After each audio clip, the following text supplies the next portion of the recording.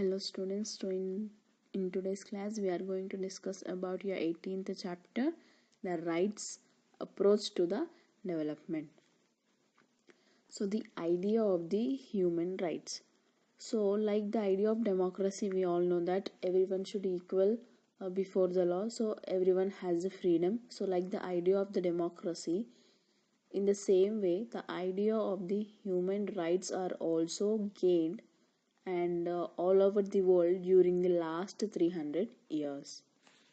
So from the last 300 years, these idea of the human rights are, it is ground all to the world during the 300 years back. So it is held that all the human beings, irrespective of who they are, it means whatever the caste it may be, and whatever the gender it may be, and whatever the religion it may be, and whatever the country it may be, etc., it doesn't matter.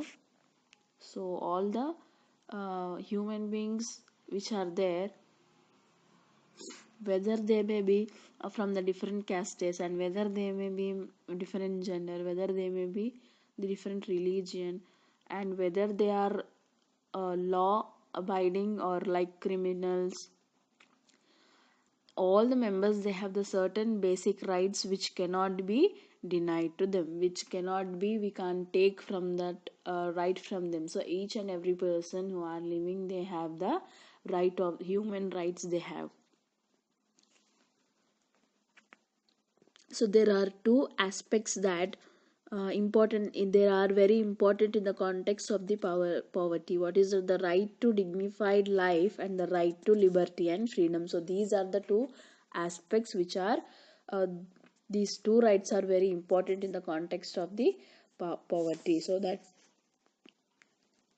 the right to life means that all the human beings have a right to live in such a way that their human dignity is not compromised. So what is the main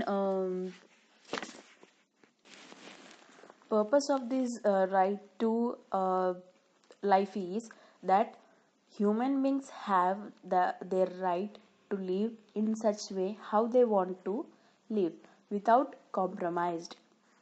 So coming to the right to liberty and freedom, it means that they can do and they can believe anything, they can do anything, they can speak any language, and what they want to do, they can do without any fear. It means without causing loss of freedom for others. Instead of that, they can do anything to live the life of their own choices. So here there is an example. Pawan is a boy of 13 years and he lives with his mother. So a boy with the name of the Pawan, he is a age of 13 years. So he lives with his mother and he lives in a temple town visited by a large number of pilgrims. So in his village a temple is there. It is a temple town. So many of the visitors will come to see there. So the Pavan stands outside the temple gate and begs in front of the pilgrims for food by falling at their feet. So what this Pavan boy will do, he will stand out of the temple, and whoever the visitors will come to visit the temple, so he will beg to them by falling on their feet. So sometimes some of them given him still leftover food from the tiffin boxes, and sometimes he carries heavy bags from them, and they will give a small amount. So like this, it means it may be he will beg to them, so that some people, what they will do, they will give the remaining food whatever left near there. So again, sometimes he will carry their bags, luggages, he will carry, so that people will give some amount of money. So his mother works in a house as domestic help, and she also works for almost how many 12 hours every day. And although in the month she is constantly ordered about by her employees, including the young children also. So wherever she is working, his mother is working in the houses of what, the domestic help. So completely in the 12 hours every day she will work, and she'll get completely overall the day. She will get the constantly, she'll get the orders by there who are the employers are there, and who are the, including the young children also. She will get the orders to do the work. So she is given and leftover food after everyone else has eaten. So she will also get the food after, at that home, after eating all the persons, then only she can able to, remaining food she is able to eat in, and she is not allowed to sit before the employers. And she has to always talk to them neatly. And she is, sometimes she is insulted also for some minor errors. It means any small mistakes has happened, because of her also she have been insulted by them, or delays, and has to fight back her tears and anger, and she have been thrown out of the job. So sometimes what will happen, if she fight backs her the, and he has to fight back her tears and anger, then they have thrown out from the job to the Pawan's mother. So why? Because these both are, the Pawan and also his mother, they are doing like this works just because they are very poor and they need some amount of income to earn. So in last chapter we have discussed some of the aspects about the poverty, and it is not merely going hungry. It means many resources like land and education and making a living.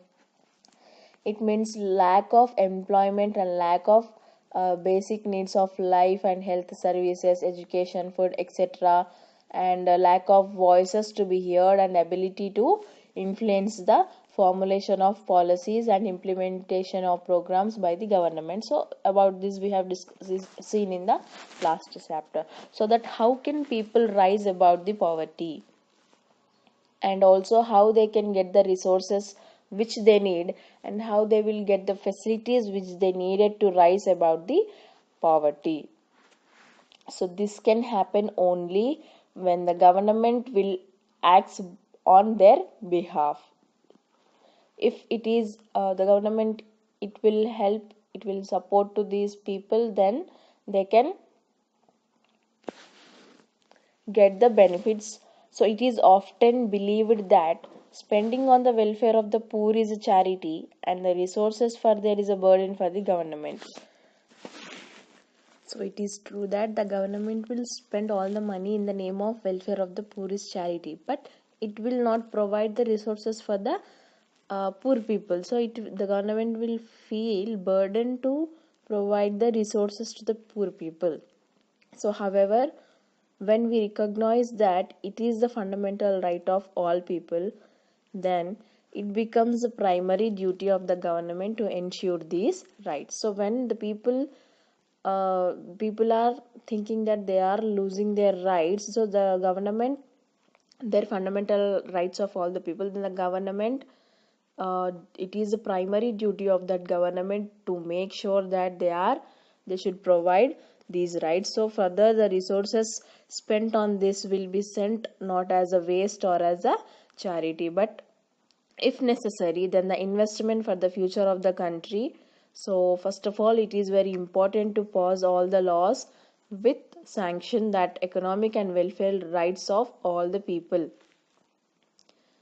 When the United Nations was formed in the year of 1945, what happened? All the countries have agreed that human rights are relating to the freedom and economic development, and also the fundamental rights of all the human beings.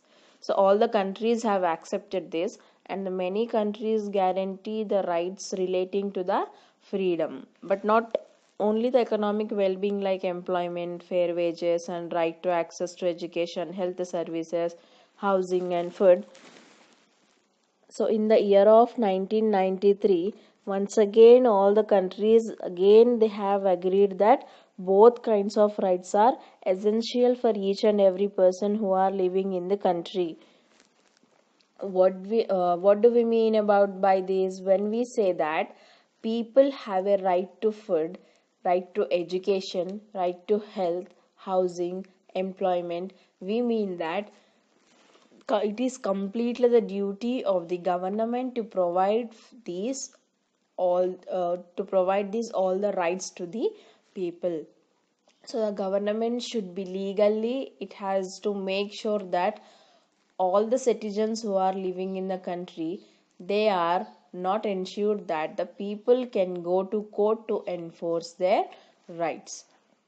It means that people like we have seen in the example, like a boy Pavan, so they do not have to look to getting their food and other requirements if the government will work properly as the charity given by the well to do people, but as they're the fundamental right, so that they can demand what they can demand their food, education, housing, medical treatment, etc. So all these rights. So completely this will only be possible when, if the government will make laws in the accordance with those ideas, then only it can be possible. So in the last few years, if we see, the government of our India has also made a different changes in the laws. These laws relate to what? These laws relate to the right to information and right to employment, and also the right to the school education.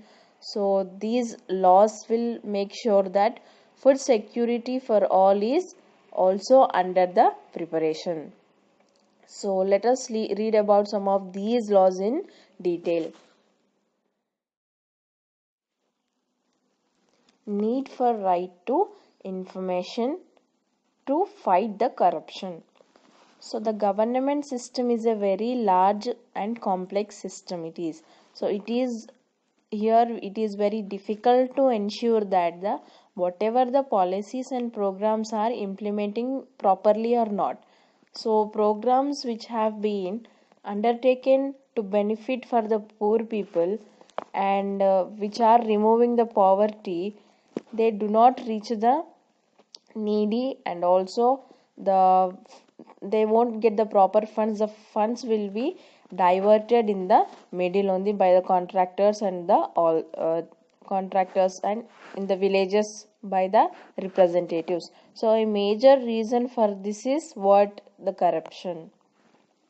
So one of the major reason why the corruption will it will thrives is that the common people do not have the proper information about the programs and how they are being implemented. So that only the corruption is happening here, because whatever the government will implement the programs, so the people who are there in the villages, the government, first of all, the government will implement these programs for the poor people to get some benefits through the employment, and it will also provide the funds.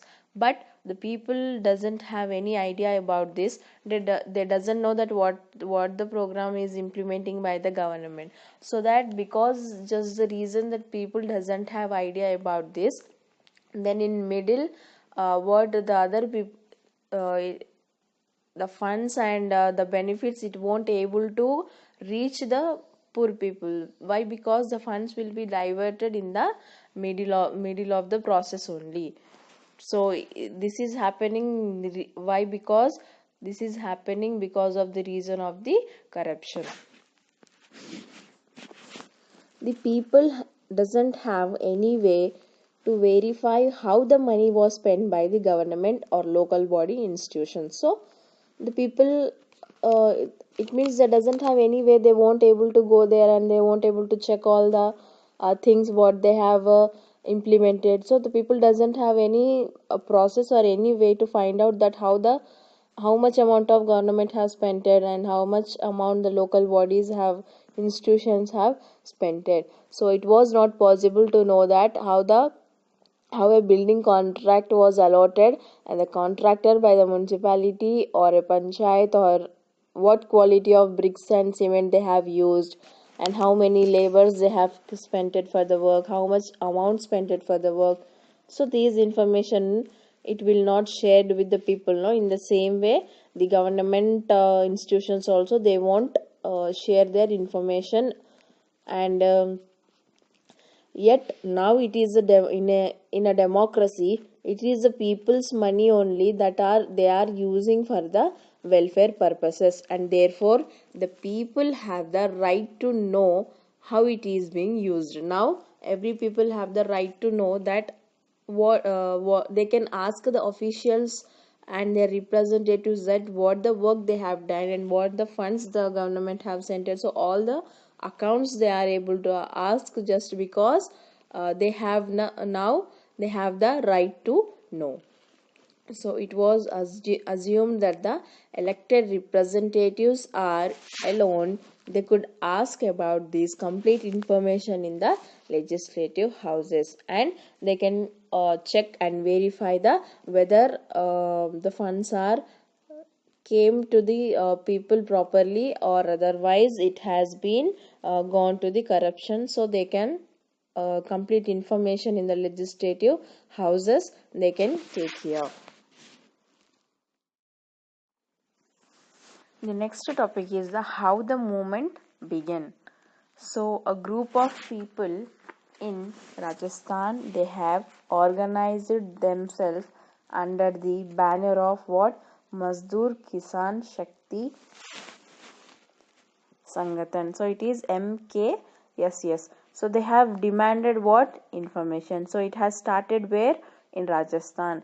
So there was no any legal provisions was there to get the details of information which has mentioned in the above paragraph from the government to the people. So in before topic we have discussed, no, so that people doesn't have any way to know the information about the what the government is implementing the programs and how much the funds it will sending. So they doesn't have any way.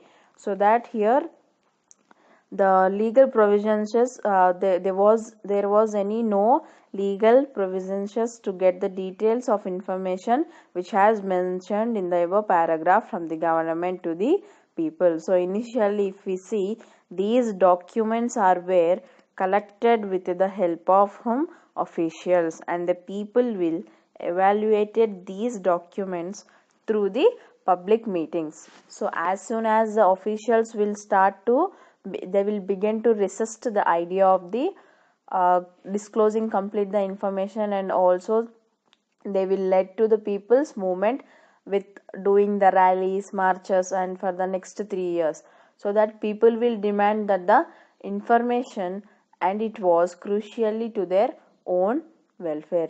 They have argued that. So after many years of struggle, a law making is compulsory to give official information to the public. So it was made in the state of Rajasthan in the year of 1995. So during the following years, the many other states are also they have started adopted similar laws, and they have started in their states also.